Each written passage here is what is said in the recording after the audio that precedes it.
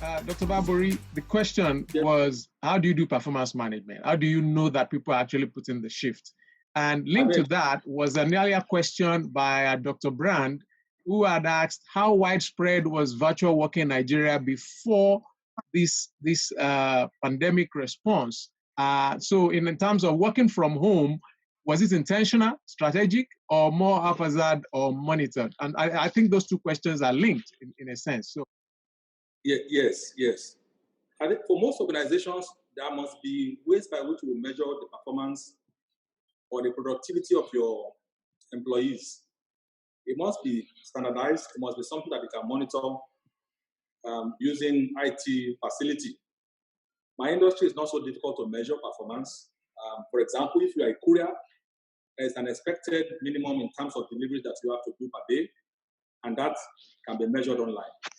As soon as the delivery is done and you have used your device to scan that shipment, someone backend can see what is done. For those salespeople, for those who have to monitor what happens in the marketplace for e-commerce, etc., average cost to be done per day is in the neighborhood of about 140 costs that they have to do. So these things are measurable. But of course, by working from home, productivity drop was experienced. So if you were to do about 140 calls per day, some were doing about 50, which are also capable of being monitored from home. So there is a usual dashboard that you have that helps you to see what is happening across the delivery functions, across the sales function, across the call center platform that we have. And through the use of IT platform, this is almost a non-issue to worry about as far as my industry is concerned. For those who have to do back-end work, such as entry for airway bills and all that, there's a standard minimum you're supposed to do per day. So if you're expected to do about 900 entries per day, because you are working from home and then you have complaints about power not being available, internet not responding well as you will have it in the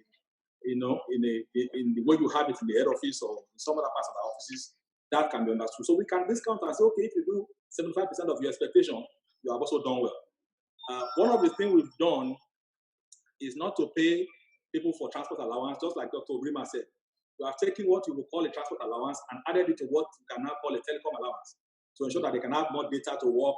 That way we are getting by some, because you don't have to take transport to come to work. So let's resource you a little more so that that work can still be done while we're able to manage the productivity back end.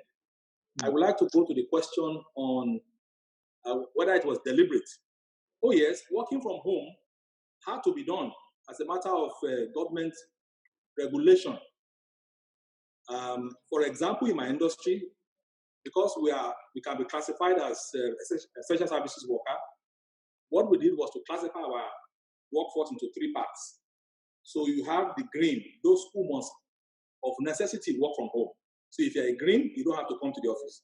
You have your laptop with you. You have the allowance that helps you to get your laptop to run. And then you have the yellow. The yellow class are those fellows who may need to come, on an alternated basis. So they may be coming this week and next week they won't have to show up in the office. Because we have passed to go out and work if we have to work, because by virtue of our industry, we are permitted to work. And then you have the third category, which is the red. Red, you must be at work every day. So if you have to be at the airport, you have to be there. If you have to be on the motorcycle to do delivery, then you have to do that. And we have all of the permits that government would like us to have to enable us to do that work. So I would say it's a mix of government regulation and necessity as dictated by the time that we are dealing with. That would be my response on those 2 questions. Wow, thank you.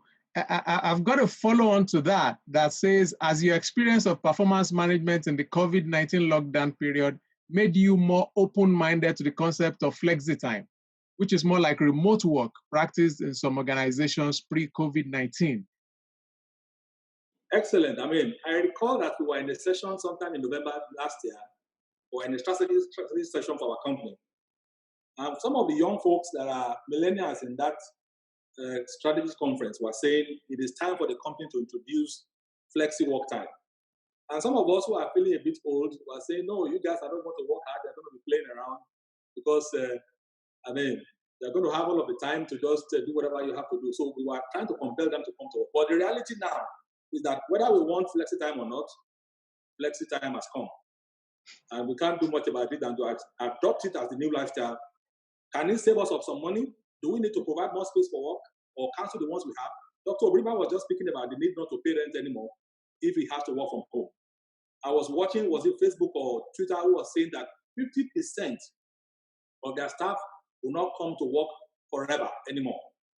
That they have devised a method by which 50% of their staff will have to work from home forever.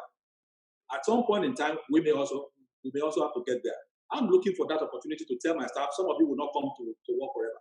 And I'll be able to put mechanisms in place to ensure that we can manage them and monitor their performance, as much as possible, and get them to deliver results, as we'll have them do if they were to be sitting within our forward. So flexi time has come, and I think it has come to stay. Wow. Thank you very much.